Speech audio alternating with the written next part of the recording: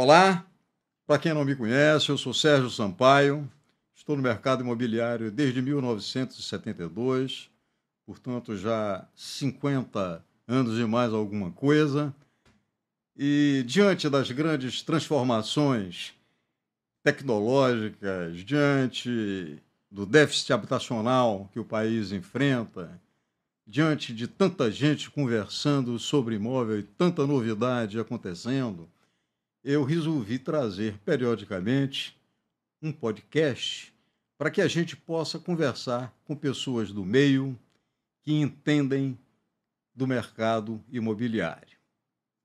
Então, este é o primeiro Imóvel Sim. E para falar sobre o tema segurança jurídica nas locações e tudo que os proprietários precisam saber sobre a lei do inquilinato, eu trago minha queridíssima amiga Cláudia Viana, advogada, especialista em direito imobiliário, doutora em ciências jurídicas e sociais, professora de direito civil e presidente da Comissão de Direito Civil do IAB, que é o Instituto dos Advogados da Bahia. Uma das maiores autoridades brasileiras no assunto. Então, Claudinha, seja muito bem-vinda e fique à vontade para cumprimentar o nosso público. Sérgio, eu estou tão feliz de estar aqui hoje. Obrigado. Obrigado por o convite, por ser a primeira a ser entrevistada nesse podcast. Olá para os nossos convidados. Eu espero que vocês aproveitem bastante. Eu tenho certeza que esse Imóvel.sim vai ser maravilhoso, porque a gente vai estar trazendo aí com o Sérgio a parte prática da administração de imóveis com alguém que tem pleno conhecimento do assunto. E eu espero estar aqui contribuindo, de alguma forma, com o esclarecimento nessa parte de locação. Eu não tenho a menor dúvida que você vai esclarecer absolutamente tudo, tudinho. As suas palavras são sempre bondosas, né? Vamos e Ah... convenhamos. Claudinha, repare bem, antigamente os contratos de locação eram feitos através do fio de bigode. Ele tinha sua casa, alugava para uma pessoa, estabelecia aquelas regras, não havia contrato e isso ainda acontece. Isso é legal?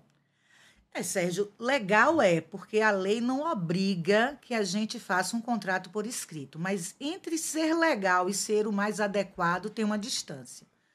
Não há proibição do contrato de locação ser verbal, mas o correto para a segurança das partes é que ele seja feito com alguma segurança, e segurança impõe certas formalidades, dentre elas fazer o contrato de maneira escrita, você seguir o protocolo desse contrato, trazer assinatura de 2 testemunhas, esse contrato ter o cuidado de ter as firmas reconhecidas, para que a pessoa que está firmando esse contrato tenha a proteção que a lei lhe permite.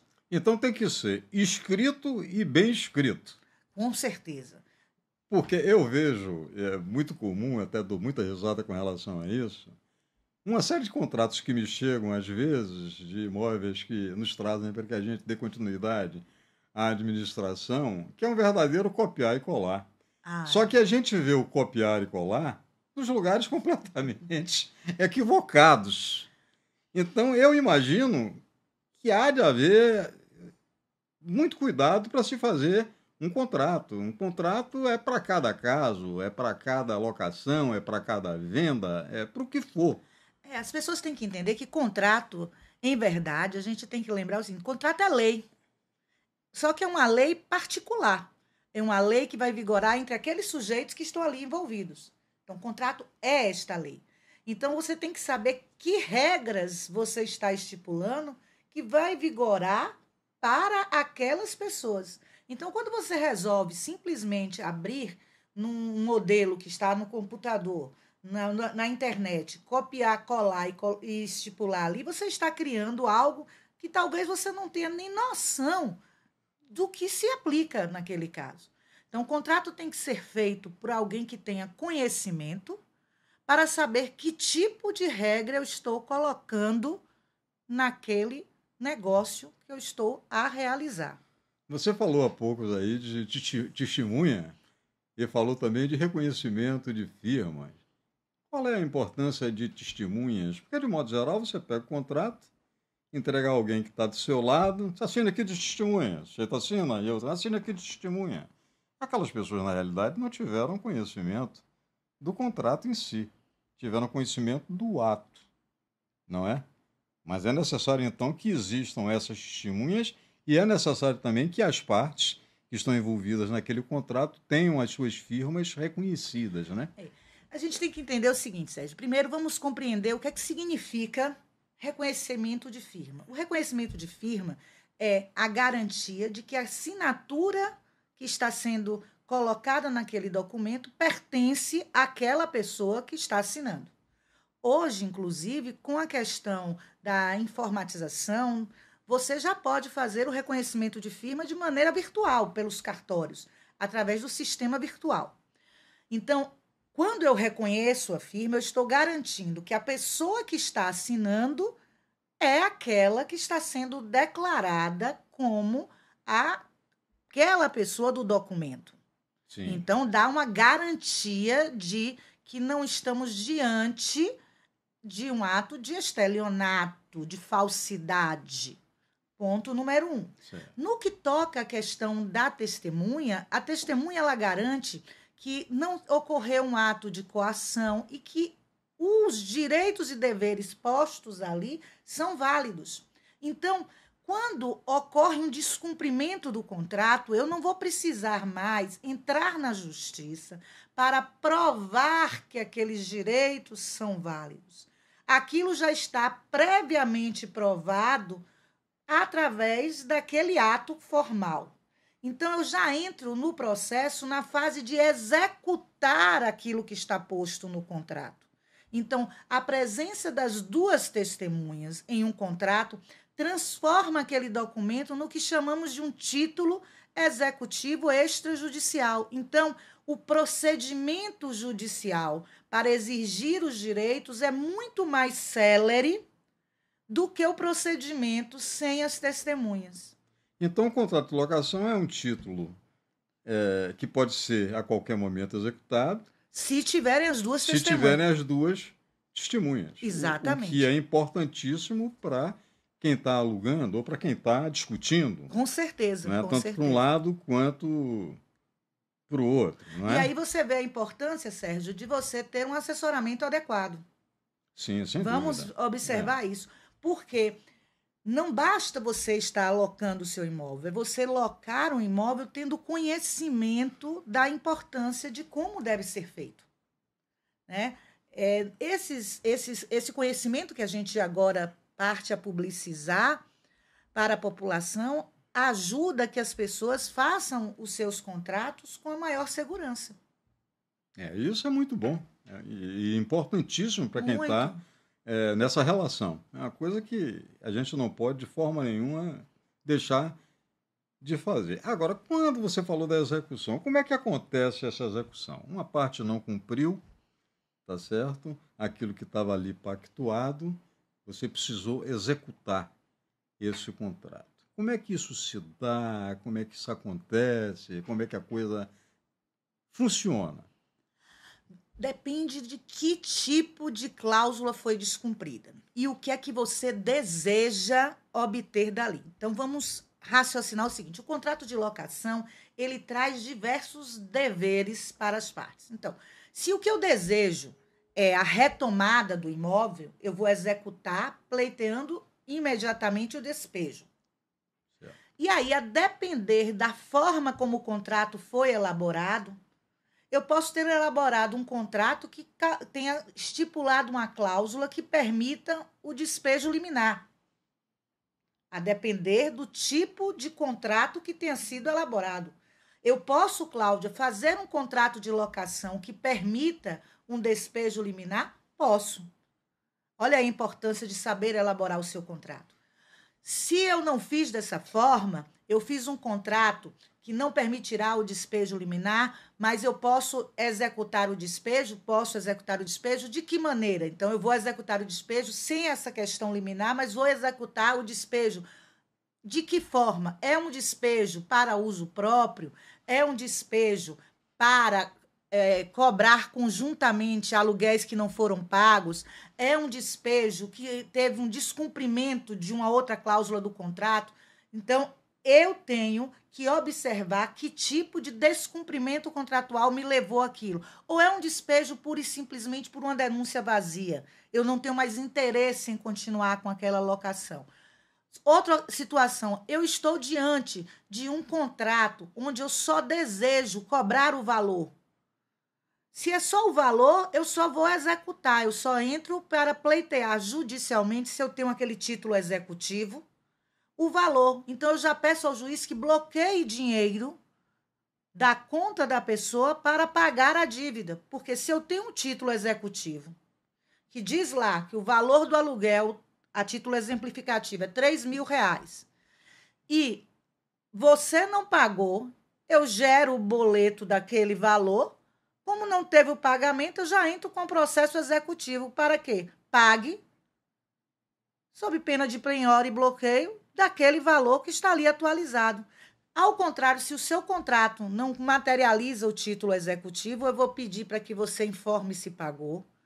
Vai dar um prazo de 15 dias para que você conteste aquilo. Depois eu vou ter um prazo para me manifestar a respeito daquilo. Aí vai abrir um prazo para a réplica. Vai marcar uma audiência de mediação e conciliação. Olha só a demora pela falta da assinatura de duas testemunhas. Está vendo você como é importante você ter nesse processo uma pessoa que possa lhe assessorar? Não adianta simplesmente copiar e colar. Não caia nessa, porque é uma grande bobagem. Claudinha, o preço do aluguel pode ser qualquer um? Eu posso cobrar o que eu quiser pelo meu imóvel que eu vou locar?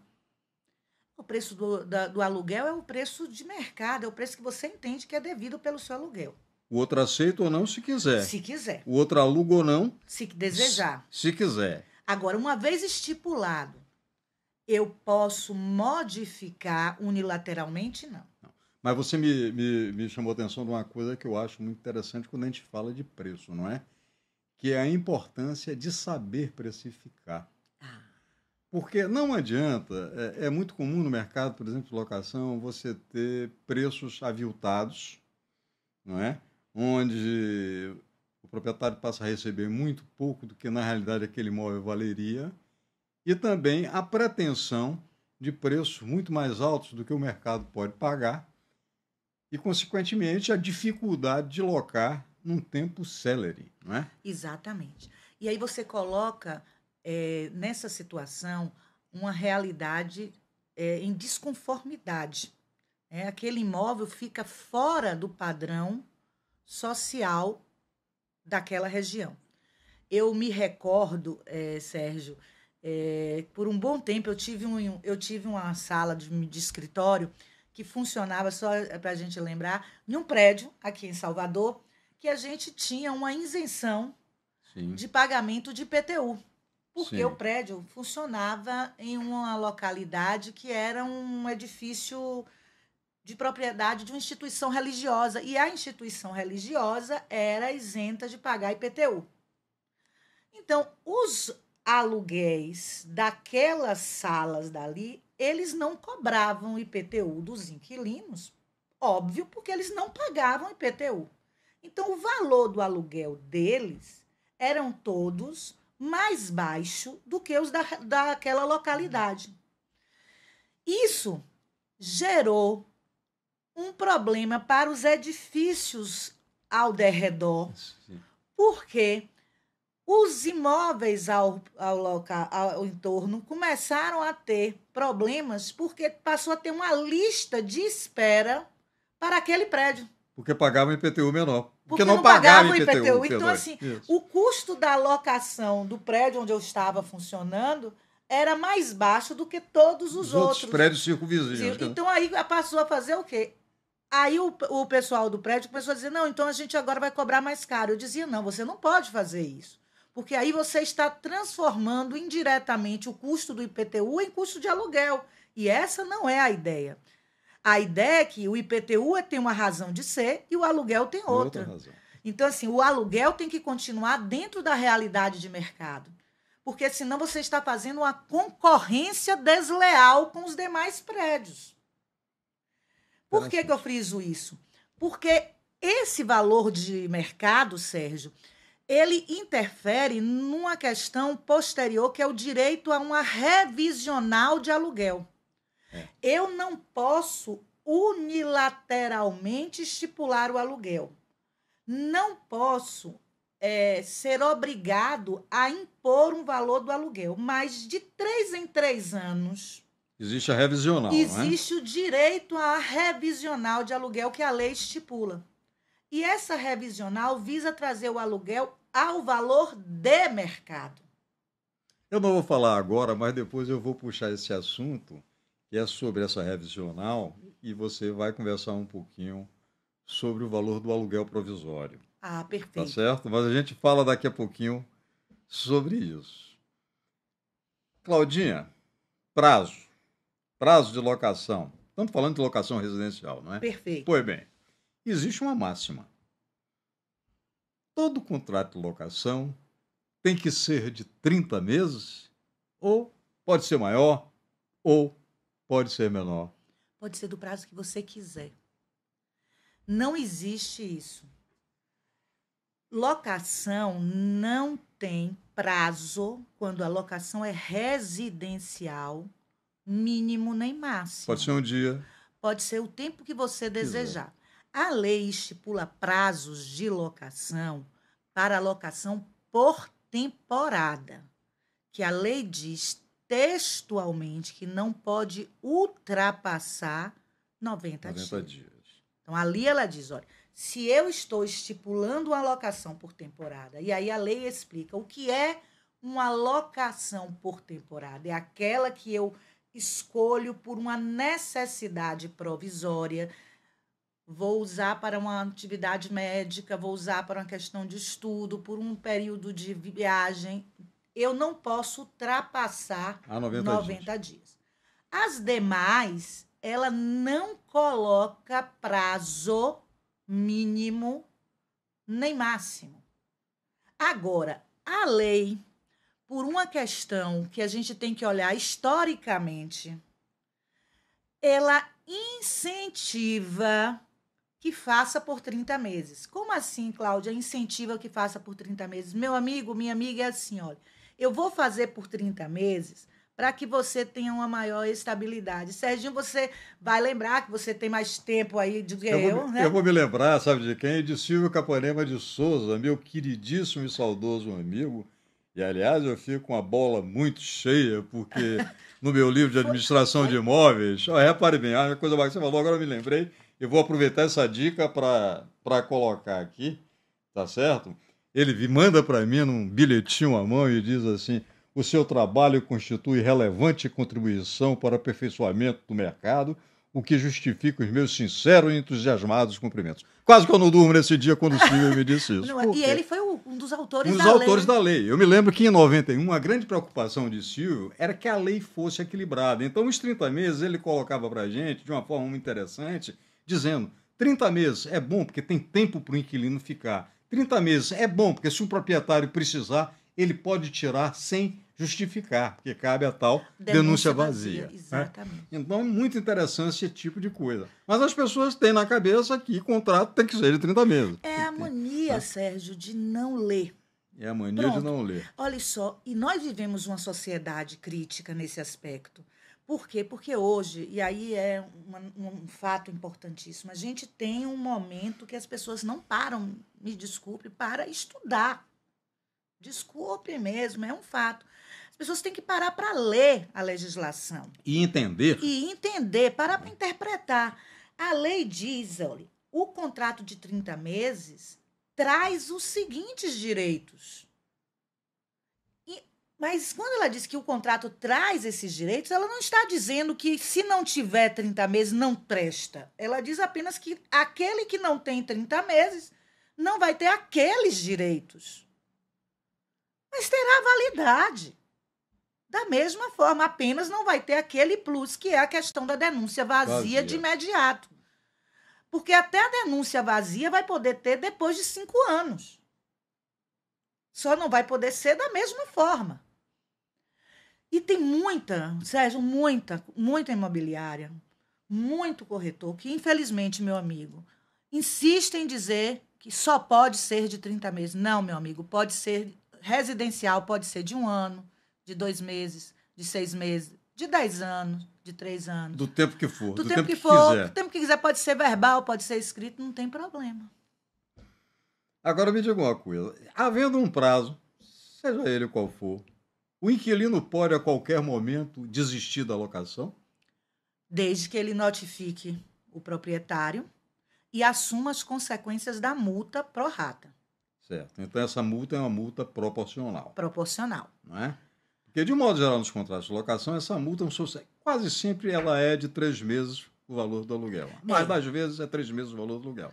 Então, se ele ficou, por exemplo, 1 ano num apartamento e quer sair, ele vai pagar o proporcional aos 2 anos que faltam. Se for de 3 anos o contrato. Se for de 3 anos o contrato, exatamente. E se não tiver sido ajustada a cláusula de que ele ficou liberado dessa multa após 1 ano. Porque hoje é muito comum, viu, Sérgio, nos contratos de locação, estipular um prazo de um ano. E após esse 1 ano, se ele notifica com 30 dias, ele não paga a multa. Isso. E aproveitando a sua pergunta, que é um outro fato importantíssimo, esse direito, gente, é exclusivo do inquilino. E nunca do proprietário. O proprietário não pode pedir imóvel antes do prazo. O proprietário não tem direito, ele tem que suportar o tempo completo. Mas ele pode vender esse imóvel no custo da locação. Então vamos fazer uma suposição aqui. Se ele oferece o direito de preferência ao inquilino. Certo. Certo? O inquilino diz que não quer, não pode comprar, não vai comprar. Ele acha lá alguém que tem interesse no apartamento e compra, vende. Essa pessoa que compra vai ter que respeitar todo o custo do contrato que está contratado, correto? Ou notificar na forma do artigo 8º, salvo engano, Sim. Dando 90 dias para desocupar o apartamento. E se ele não sair? Aí ele entra com ação de despejo. Quem comprou? Então, suponhamos que ele tenha feito um contrato e que tenham 10 dias de contrato. Certo. E que seja um contrato de 30 meses. Pronto. Tá certo? E vamos supor também que o apartamento tenha sido oferecido a ele, ele não tenha podido comprar, nem querido comprar. Tá certo? O proprietário vende a um terceiro. O proprietário pode retomar. Tá aqui, ó. O artigo 8º da lei coloca textualmente assim, ó. Se o imóvel for alienado durante a locação, o adquirente poderá denunciar o contrato com o prazo de 90 dias para desocupação, salvo se a locação for por tempo determinado e o contrato contiver cláusula de vigência em caso de alienação e estiver averbado junto à matrícula do imóvel. Então, ele cria 3 requisitos. Você tem que lembrar de 1, ser por prazo determinado. 2, ter registrado o contrato na matrícula do imóvel. Que ninguém registra. E 3, valer na hipótese de alienação. Por que ninguém registra na realidade? Porque, ou quase ninguém registra. Nós registramos lá. Porque ninguém se observa sequer a existência desse artigo, Sérgio. E é por isso que eu chamo a atenção. Olhe como é importante você trabalhar com imobiliárias que conheçam a lei de locação.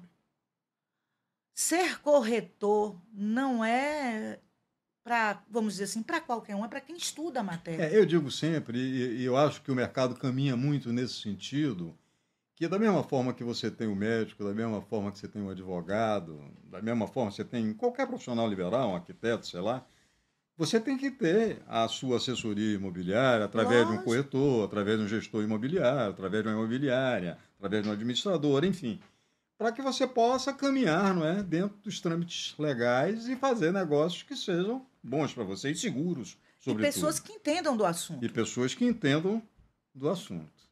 Você me lembrou, e a gente estava falando de 30 meses de prazo longo, que é bom para que as partes possam ficar o tempo equilibrado, de uma crônica de um poeta mineiro das Minas Gerais chamado Rubem Alves, que ele faz uma comparação bacana sobre os relacionamentos. Porque antigamente, locador e locatário era gato e rato. Era um querendo passar a perna No outro. do outro. Hoje, essa relação se modificou completamente. O que a gente faz hoje, por exemplo, na administradora, é tentar conciliar os dois interesses. E Rubem Alves, nessa crônica, Claudinha, veja que bacana, ele fala sobre... Isso vale para tudo, vale para os relacionamentos de modo geral. Ele fala sobre o tênis e o frescobol. Né? O tênis, você joga para ganhar. Você dá a bola difícil para que o outro não pegue. Você dá a cortada formidável para que o outro não consiga devolver. Então você joga para ganhar o jogo. O frescobol é a mesma coisa que o tênis. 2 raquetes, 2 pessoas, uma bola. Só que no frescobol você joga a bola fácil para que o outro possa lhe devolver. E você devolve novamente fácil para que ele possa rebater. E para que o jogo nunca tenha fim. Então você contenta um lado e outro. E é isso que hoje, por exemplo, nós temos trabalhado muito dentro da administradora para fazer. É trazer soluções que possam contentar as duas partes. Porque o negócio só é bom quando é bom para os dois. Mas é perfeito essa colocação. E é por isso, Sérgio, que eu não sei se você tinha pensado em falar nesse aspecto. Você trouxe, quando estava lá à frente da gestão maior, né, a ideia de construirmos aqui na Bahia um juizado exclusivamente para questões imobiliárias. E caminhamos, avançamos muito nesse Mas, infelizmente, sentido. não tivemos condição de materializar isso. E quem sabe hoje a gente possa, diante da lei de arbitragem, criar uma verdadeira Câmara de Mediação e arbitragem para as questões imobiliárias. Porque o inquilino e o proprietário, eles não são mais inimigos e não tem que se ver dessa forma. Porque hoje o mundo já não enxerga mais o direito como a necessidade da briga, da lide, mas sim a necessidade de composição. De composição. Porque o contrato traz essa ideia. O contrato é para harmonizar interesses, não é para criar problemas. E para lembrar os esquecidos, né? Porque o que é que cabe para cada um? O que é que cabe para cada um? Porque existem os fatos interessantes aí. Eu não me lembrava disso. Isso não. Está aqui. O senhor leu. Leia, veja o que é que você ajustou. E tal, e por aí. E por aí lá vai. Claudinha, vou agora entrar num outro assunto que eu acho muito interessante também, muito corriqueiro, que é a cobrança do aluguel antecipado. Se pode cobrar aluguel antecipadamente? Poder pode. Poder pode. Agora, desde que a locação seja por temporada, é uma hipótese, e aí você pode sempre. Sim. E quando a locação não for por temporada, for uma locação residencial ou uma locação não residencial, este aluguel não pode ter nenhuma garantia. Certo. Se o contrato não tiver garantia, aí você pode cobrar antecipadamente. Então, loquei o imóvel para construir ali o meu negócio. Não tenho fiador, não tenho calção, não tenho seguro-fiança, não tenho um título de investimento garantindo, eu posso cobrar antecipado. Agora, eu não posso ter a garantia e cobrar antecipado. E é muito comum, e a gente vê muito, contratos que têm garantia e que o aluguel é cobrado antecipadamente. O que é que acontece? Cadeia, coisa simples. Prisão. Quem vai para a prisão? O inquilino, ou o proprietário, ou o corretor? O proprietário. O proprietário. É representado pelo... É porque o corretor não fala em nome próprio. O corretor fala em nome do proprietário. Ele está ali agindo em nome de alguém. Mas melhor do que... Eu gosto de falar sempre assim, que a prisão é uma prisão simples, é um crime de menor potencial ofensivo. Então, você poderia dizer assim, mas eu vou responder de forma a uma pena restritiva de direito, talvez, essa parte de prestação à comunidade. Mas a melhor parte, Sérgio, é a consequência penal da multa que eles estipularam ali. Sim. Você pode ser condenado a uma multa que vai variar, em certos casos, de 3 a 12 meses do aluguel, revertido para o inquilino, que é um diferencial que a Lei 8245 traz, porque a multa nos crimes, normalmente, ela vai para o Estado para aplicar de volta nas questões de segurança. Então a gente pode dizer, vou interromper rapidinho, a gente pode dizer para o inquilino, aquele que pagou o aluguel antecipado e cujo contrato tem uma garantia, ele pode usar esse artifício. Vai até uma delegacia, denuncia o fato e busca de volta pedir que esse procedimento se instaure, porque ele terá direito a tentar que a pena seja ele receber de 3 a 12 meses de aluguel como uma punição para esse locador. E aí aquele locador que se achou o mais inteligente dos mortais, o mais sabido dos mortais, aquele corretor que diz assim, não, está certo, absolutamente certo, é assim que eu faço, porque eu sempre fiz, vai ser obrigado a indenizar esse proprietário por ter induzido ele àquela situação.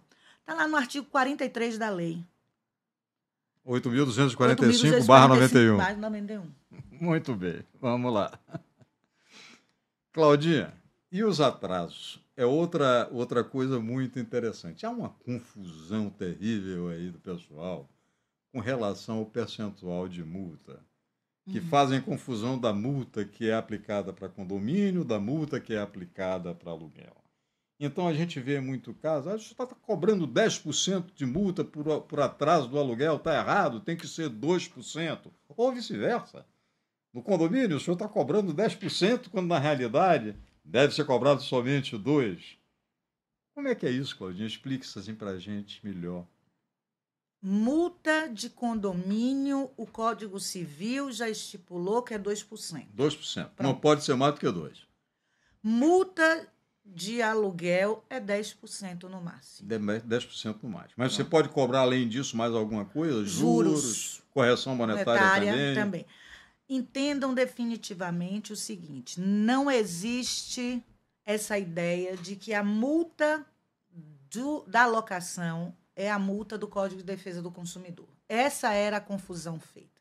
Sim. A confusão feita é porque sempre acharam que relação de condomínio era relação de consumo. Relação de condomínio não é relação de consumo. Porque a relação de consumo, ela tem uma especificidade. A lei, ou seja, o Código de Defesa do Consumidor, a Lei 8.078 de 90, ela diz o que é relação de consumo. E ela exclui da relação de consumo aquelas situações que têm legislação própria específica. E a locação tem uma lei própria. Então, ela não se aplica àquela situação.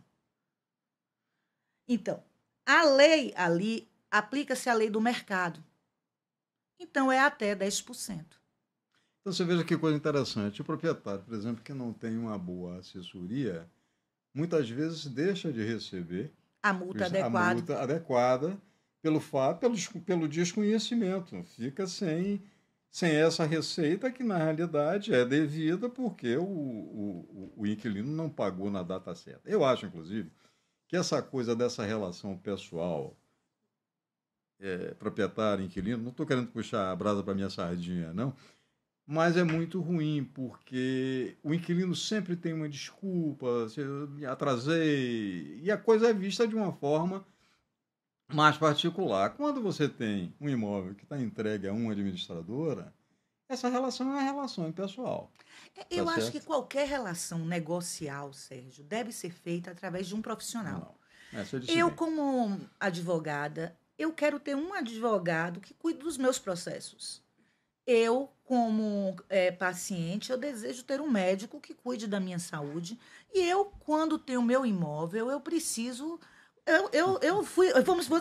Você sabe disso. Eu fui casada com um corretor de imóveis, mas os meus imóveis foram vendidos por outros corretores de imóveis. Eu comprei alguns imóveis na minha vida, ou E vendi alguns paguei imóveis corretor para isso. Não foi meu através de digníssimo. corretores, e foram sempre os melhores negócios que eu Pois é, fiz. não dá dor de cabeça. Né? Porque se você usa a pessoa da sua família, você cria problema. Isso. Tem coisa pior do que advogar para parente?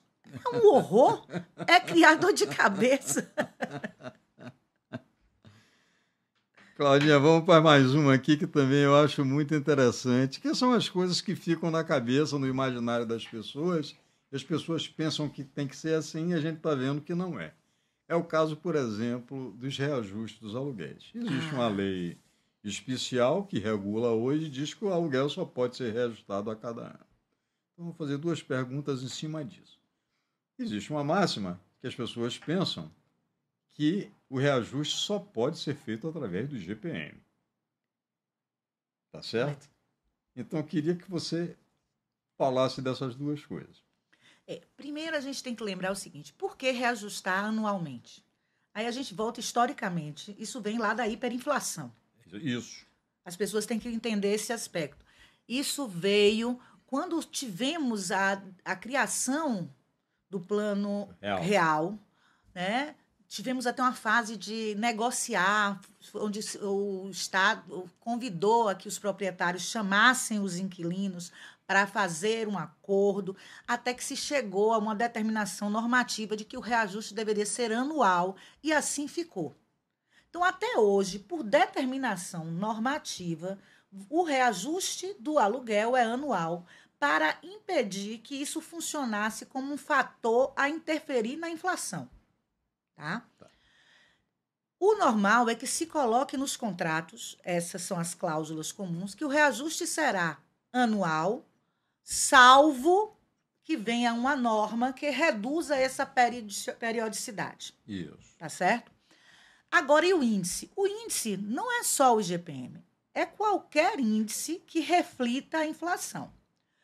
Hoje você pode botar o IPCA, você pode colocar o IGPM, você não pode, e o que é proibido, é você reajustar pelo salário mínimo. E me parece que também por dólar. Por dólar, mas é porque a gente segue a regra do nominalismo. O direito brasileiro segue a regra do nominalismo exatamente para valorizar a moeda nacional. Pronto. Mas qualquer índice pode, inclusive, fazer a média dos índices, Sérgio. Você pode escolher dizendo que seja reajustado pela média aritmética dos índices dos últimos 12 meses. O que você não pode é descumprir esses últimos 12 meses. Certo? Por quê?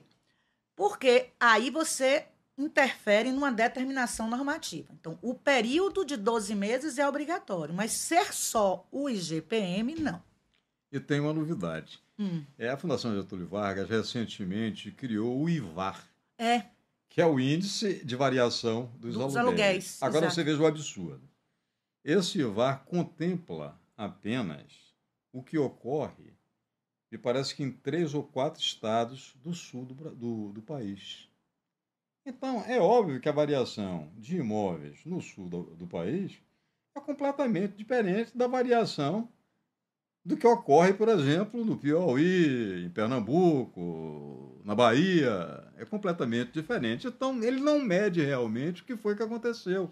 E que traz, por exemplo, um contingente... Vamos raciocinar agora. Se você pegar o índice e a realidade do Rio Grande do Sul depois da enchente... É completamente diferente. Você não pode tratar lá. Você não pode tratar da mesma forma. É um fato, é um contingenciamento totalmente diferente. E nós não podemos perder esses fatores como fatores que interferem na relação negocial. A gente tem utilizado já há algum tempo a coisa da cesta, que a gente chama de índice, que é essa média aritmética que você colocou, porque a gente entende que é uma forma de ser justo, porque às vezes um índice dá mais, um índice dá menos, e uma forma disso ficar equilibrado, não haver uma variação tão grande. Porque, por exemplo, o IGPM andou dando aí uma deflação, não é? E aí, quando você diminuiu o valor do aluguel, o proprietário não se conformava. com isso. E aí que se começou a colocar nos contratos que mesmo que se houvesse deflação, o valor original teria que ser mantido. Isso é possível?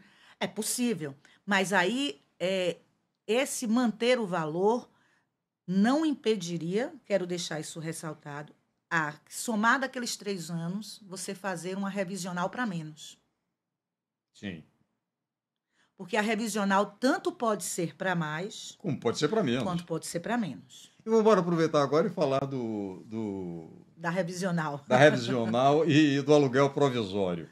O juiz recebe a revisional e determina um aluguel provisório. Como é que ele chega nesse aluguel provisório? A lei fala de 70%, né? 70%, Exato, não é? É uma média que ela coloca. Que ela coloca. Você precisa ter laudos. Sim. E laudo, Sérgio, é preciso chamar a atenção. Laudo não é de corretor, é de avaliador imobiliário. Sei. Hoje os corretores já está até pacificado Que preciso, mas entenda, mas eles precisam compreender que o laudo não é feito da forma como se faz, só dizer, avaliei entanto. Você tem que fazer tem que justificar Pronto, pelo método comparativo pronto, direto. Eu preciso fazer um laudo de avaliação. Porque não é o simples fato de eu ser corretor que eu vou fazer o laudo. Eu tenho que fazer um laudo de forma técnica. Eu tenho que justificar a avaliação pelo metro quadrado, fundamentar, argumentar e demonstrar por que eu estou chegando àquele valor no metro quadrado. O Conselho Federal dos Corretores de Imóveis, o COFES, fez uma coisa muito interessante. Ele criou o Cadastro Nacional dos Avaliadores de Imóveis. Então, os corretores precisam fazer um curso, se habilitar e ser credenciado pelo Conselho Federal. Eles passam a ser avaliadores, podem ser peritos judiciais, inclusive. Entendeu? E isso tem funcionado muito bem, porque havia uma briga muito grande entre o engenheiro e o corretor para saber quem avaliava. E isso ficou resolvido pelo STF, de que o corretor pode. Desde que ele seja credenciado junto ao CRES para tal fato. O que é muito justo, porque quem vive o mercado é o corretor. Quem sabe o preço é o corretor. Evidentemente que o engenheiro conhece da construção, conhece do preço dos materiais, ajuda. Se você tiver um laudo, então, emitido por um engenheiro e por um corretor, maravilha, você tem um laudo perfeito, porque você tem a informação completa para aquela avaliação. Mas que é importante frisar aqui que eu preciso de um laudo adequado. Não é só dizendo, olha, aquele prédio, aquele apartamento, aquele imóvel vale X, não. Eu preciso trazer subsídios de como eu cheguei àquele valor. Do valor provável. Do valor provável. Aí, com base nisso, eu preciso anexar ali, em média, 3 orçamentos, 3 laudos de avaliação. Naquela média, o magistrado vai determinar o valor do aluguel provisório. E aí é importante que as pessoas entendam que o aluguel é provisório. Provisório mesmo. Mesmo. Depois eu posso confirmar aquele aluguel provisório. Ou não. Ou não. Se for mantido aquele aluguel provisório, ótimo. Maravilha. Mas se você constatar que está errado, você vai ter que pagar a diferença daquele período todo. Ou devolver. Ou devolver. Aí vem a segunda questão. Devolver está tudo bem. Sim. Porque ficou lá aplicado o dinheiro. Tá. Mas pagar a diferença é que é o grande problema. Se você não paga a diferença, você permite o despejo por falta de pagamento. É interessante. É uma questão que é para ser discutida nisso aqui. Muito. Gera um problema, porque as pessoas não se compreendem dentro do risco que é o negócio. Imagino. Outra coisa, Claudinha, interessante também, que dá muito pano para manga, o sujeito compra um apartamento. Apartamento, às vezes, é uma economia de uma vida inteira. Perfeito. Não é? Não pode ser tratado como uma camisa, como uma coisa qualquer, sem grande valor. Entrega alguém para fazer uma locação. Essa locação é feita e, às vezes, não é feita na hora em que o imóvel está sendo locado, uma vistoria. Tá certo? E aí depois o inquilino entrega o apartamento de uma forma completamente diferente daquela que ele recebeu. Como é que você prova que o apartamento estava pintado, que a porta era nova, que tudo funcionava bem, estava em ordem, se você não tem uma vistoria? Exatamente. O simples fato da lei dizer que eu tenho que restituir na mesma condição que eu recebi é extremamente importante que você tenha um laudo de vistoria perfeito, de preferência até com filmagem, com fotografias. E isso tudo não basta só você ter, tem que estar validado pela outra parte. Validado é declarado o aceite pelo outro. Então, se eu sou o proprietário e meu corretor foi lá, que aquela pessoa assine as fotografias ou declare que aquelas fotografias representam a realidade do imóvel.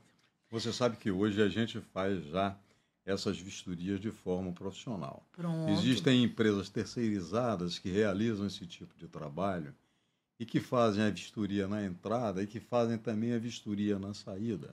Então, a gente consegue fazer um comparativo entre como estava, como foi e como está, e cobrar do inquilino somente aquilo que realmente, porventura, tenha sido estragado. E vamos fazer um contrato da forma plena, né, Sérgio? Eu até hoje cito o exemplo que eu vivi na administração. Eu fui durante alguns anos advogada dentro da própria administradora de Sérgio, que eu acho que um dos meus melhores referenciais de trabalho e de aprendizado foi ter sido a advogada da sua administradora. Eu tenho isso como no meu currículo como um grande referencial. Você sabe disso. É verdade. E a gente aprende errando. Eu acho que isso é importante. Nós fazíamos o contrato dizendo imóvel em perfeitas condições, pintado, pintura nova. E você lembra da pessoa insana que pintou e devolveu pintado de preto. Ele devolveu o imóvel perfeito, maravilhosamente bem, todo pintado de preto. Porta preta, janela preta, rodapé preto, parede preta, teto preto, e era chão novo. Preto, tudo preto. Eu brincava dizendo que é preto que te quero preto. Exato. E hoje, depois daquilo ali, a gente aprendeu que tinha que dizer qual era a cor. A cor, o tipo da tinta. Para não vivenciar mais aquele tipo de problema. problema. Aí as pessoas dizem, mas como isso? Mas é a verdade, porque você vai aprendendo... com o próprio erro. Com o próprio erro. Você me lembrou agora de uma situação que nós passamos juntos também, muito interessante, que aquele casal de franceses que chegaram ao Brasil, alugaram um apartamento. Olha que a gente tem um cuidado sempre de verificar se o dono do imóvel é o dono mesmo. Exato. A gente tem um cuidado de verificar que o imóvel está livre de São João. E desembaraçado de ônus de qualquer natureza. Véspera de São João, nós alugamos.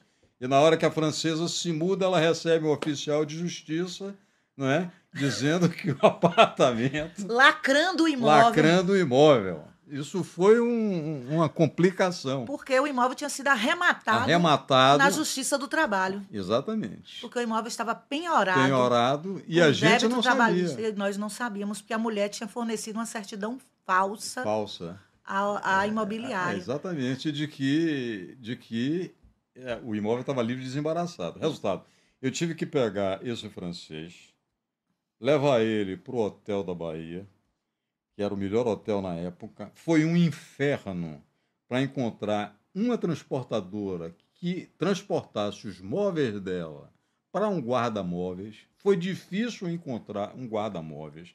Eles viajavam 2 dias depois para Paris, tá certo? Eu mandei levá-los ao aeroporto, tá certo? E quando voltaram, a gente já tinha quando voltaram, não, pior, quando voltaram, ela me disse em alto e bom som: o senhor me arruma um apartamento igual àquele na mesma região, meus filhos estão matriculados, não quero em outro lugar. E para felicidade da gente, nós conseguimos realmente um apartamento próximo, tá certo? E conseguimos trazê-la, etc e tal. Mas eu tive que arcar com todo esse custo, porque... E processamos o proprietário e recebemos de volta tudo direitinho. Mas que foi complicado, foi. Né? Histórias de quem viveu a locação. Histórias de quem viveu a locação. Tem um amigo meu que diz, eu tenho uma mamária e duas safenas, e eu fico brincando com ele que eu digo que é uma do proprietário, uma do inquilino e a outra do bobo, que fica aqui tentando fazer esse meio de campo. Mas a gente vai levando. Claudinha, a gente tem tanta coisa para falar aqui, mas é uma coisa também que tem muita discussão, é com relação à manutenção. As coisas que se estragam, o que é realmente estrutural, o que não é estrutural, o que é de responsabilidade do locador, o que é de responsabilidade do inquilino, o que é de responsabilidade do prédio, no caso dos apartamentos.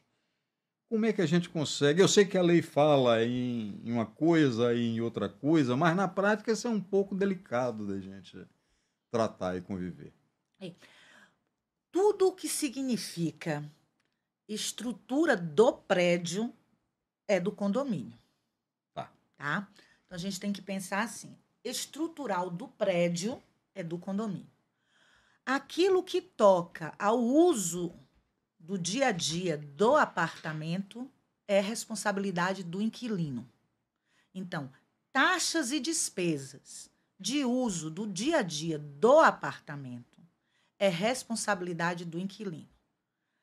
Aquilo que agrega valor ao apartamento é do proprietário. Então, para a gente raciocinar de forma fácil, vamos cobrar uma taxa extra para o 13º salário do funcionário, do porteiro.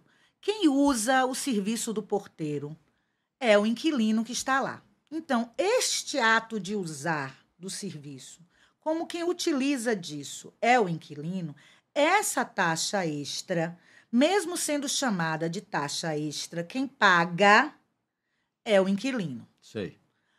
Agora, vou fazer a cobrança de uma taxa extra para estar trocando o encanamento da portaria do prédio. Aí vai agregar ao imóvel. Isso é do proprietário. Então, a pergunta que você faz é exatamente essa. Não é o tipo de taxa, mas a despesa a qual ela se refere. Quem vai usufruir dela? É alguém que vai só estar usando porque está ali naquele momento, ou é algo que vai ficar agregado de forma definitiva ao imóvel? Se vai ficar agregado de forma definitiva ao imóvel, é do proprietário. Vou fazer uma pergunta complicadinha, mas você vai me responder. Não sei, vamos ver. Empregado do prédio. Empregado do prédio. Tá certo. Imóvel alugado. Perfeito. Certo. Empregado é colocado para fora do prédio. Mas esse empregado já tinha 2 anos antes que trabalhava antes da locação. Certo. Entra com a queixa trabalhista. Perfeito. Ganha. Quem paga essa indenização? O proprietário ou o inquilino? O proprietário. O proprietário. O proprietário. Independentemente de... Independentemente. Isso aí você pode ficar certo disso. Por quê? Porque o vínculo trabalhista é com o condomínio.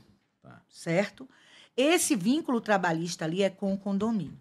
Agora, por quê? Porque caberia a ele, naquele momento ali, ele é o responsável. O bem que vai garantir aquela dívida é o condomínio. Então, são os condôminos, ou seja, os donos conjuntos que respondem por aquilo.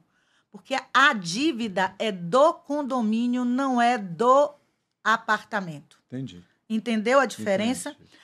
É preciso a pessoa compreender a relação jurídica que está ali posta.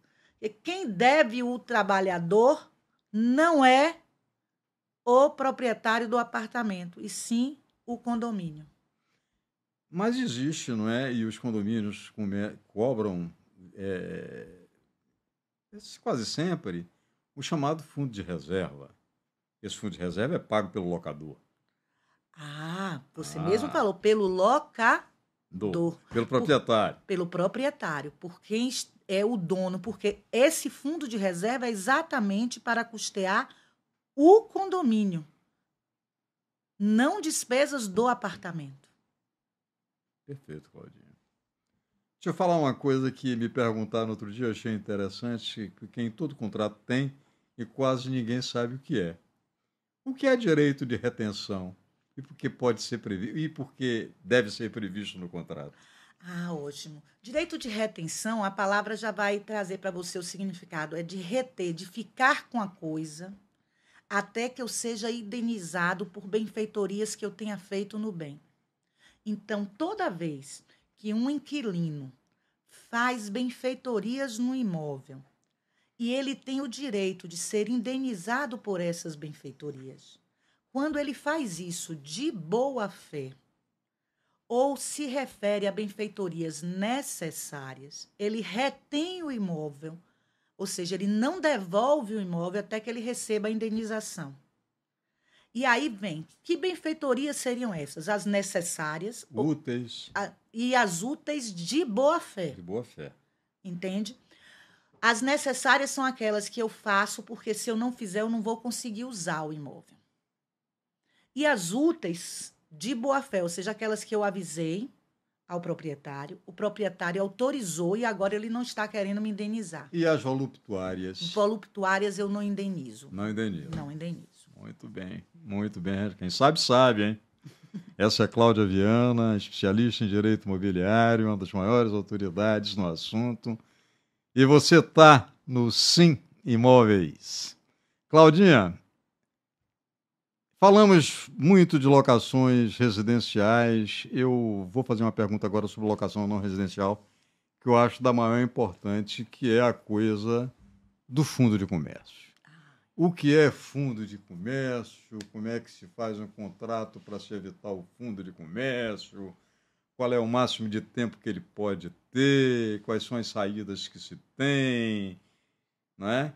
E tudo mais em cima desse mote. Serginho, fundo de comércio vem da ideia antiga da lei de luvas, né? Que você Da tinha. lei de luvas, exatamente. Exatamente. Você tinha a ideia de que investir em um negócio tinha dinheiro, a questão do ponto, a questão da clientela, tudo isso tem valor econômico e realmente tem. Eram chamados bens infungíveis, intocáveis, mas que tinham valores financeiros. Eu investia naquilo e, num determinado momento, o proprietário queria retomar tudo aquilo, depois que eu tinha trabalhado, feito toda a criação, e ele ia se apropriar desse fato. Para não ter essa apropriação, se criava proteção a esse fundo de comércio. A lei do inquilinato vem para tirar isso da ideia apenas do comerciante, então deixa de ser a palavra apenas fundo de comércio, e amplia isso para toda uma gama de negócios, não só do comerciante, como também do prestador de serviço. Então, hoje, o médico tem um fundo de proteção, a escola tem, o advogado tem. Então, meu escritório, se existe num determinado local, a um determinado tempo, e eu pago o aluguel para estar ali, eu tenho o direito de permanecer naquele estabelecimento, porque eu criei ali o meu nome, criei ali o meu fundo de proteção da existência do meu trabalho, do meu patrimônio naquela localidade. Para isso, o que é que a lei coloca? Ela coloca alguns requisitos. O contrato tem que ser por prazo determinado, é o que o artigo 51 coloca. Ele tem que durar pelo menos 5 anos. Eu posso fazer um contrato só de 5 anos ou vários que somem 5 anos. Sim. Eu tenho que explorar a mesma atividade do mesmo ramo por 3 anos. E eu tenho que entrar com a ação pelo menos de 1 ano a 6 meses antes do contrato vencer. Porque se eu entrar depois, eu perdi esse direito, eu decaí desse direito. Então, se você faz um contrato de 4 anos, o inquilino não tem direito ao fundo. Não terá direito a isso. Ou se você faz um contrato e deixa ele prorrogar por prazo indeterminado, também não tem direito. Mas a qualquer momento, o proprietário pode pedir, desde que notifique, com 30 dias de antecedência. E retome o bem. E retome o bem. Agora, isso não tira o direito de o proprietário vindo a se estabelecer na mesma atividade, demonstrado que ele está se enriquecendo do serviço criado e feito pelo inquilino, demonstrado esse nexo de causalidade, tentar-se uma indenização por enriquecimento sem causa. É muito interessante, não é? E é preciso que se tenha, nesse momento, alguém que tenha esse conhecimento, como você tem, para poder discutir todas essas coisas. Mas é preciso tomar muito cuidado. Quando você não deseja, você é o proprietário, e você não deseja permitir a formação desse fundo, desse direito a essa renovação compulsória, a solução é muito simples. Locação sua não pode durar mais do que 3 anos por prazo determinado. Você faça o contrato e depois deixe prorrogar por prazo indeterminado. Essa é a única solução. Eu tenho algumas perguntas ainda para fazer a você aqui, Claudinha, mas eu vou perguntar aqui aos meninos da técnica qual é o tempo que eu tenho. Já não tenho mais tempo. Nós estamos aqui no Cumbuca, que é o melhor e o mais bem aparelhado estúdio da cidade de Salvador, de meu amigo Rafa. E para fechar, Claudinha, eu quero dizer que você deixe os seus contatos, aonde as pessoas podem lhe encontrar, em que local, seu telefone, enfim, tudo mais. E lembrar a nossa audiência que, se quiserem contar com os nossos serviços, bastam acessar www.sergiosampaio.com.br, tá certo? E verificar que hoje nós somos a imobiliária mais tradicional de Salvador, talvez a mais atual e, o mais importante, a mais bem avaliada pelo Google. Nós temos lá mais de 560 depoimentos positivos que você pode constatar e verificar a forma como a gente trabalha. Claudinha, por favor, dê os seus contatos, onde vocês devem procurar e encontrar Cláudia Viana, ela, a advogada que sabe tudo sobre direito imobiliário. Sérgio, eu não sei tudo, não. Muito pelo contrário, sou eterna aprendiz. Mas, graças a Deus, a gente já está aí nesse trabalho há 32 anos fazendo de formada, né? Eu sou jovem assim porque sou bem mantida. Mas, meus amores, se vocês desejarem, o nosso escritório, DLV Advocacia, o nosso telefone é 71 98244-2202, 98244-2202. Pode nos encontrar também no Instagram, dlv.adv, e estamos lá, ainda à disposição de vocês, caso tenham alguma dúvida, algum questionamento, estamos à vontade para conversarmos a respeito de quaisquer assuntos. E, Sérgio, muito obrigado, meu amor, por ter me convidado. Espero voltar mais vezes. Eu é que agradeço a você, Claudinha. E, para finalizar, eu coloco aqui para vocês que esse é o nosso último exemplar, mas que, infelizmente, já não existe mais. Estão todos, essa edição está toda esgotada, e nós lançamos, logo depois da pandemia, quando houve uma revolução muito grande com relação à forma de trabalhar com a administração de imóveis, um pequeno e-book que pode ser encontrado também nesse endereço que eu já forneci, sergiosampaio.com.br. Agradeço a todos e prometo voltar com uma convidada ou um convidado do mesmo naipe de Claudinha para a gente conversar mais um pouco sobre o mercado imobiliário. Até a próxima.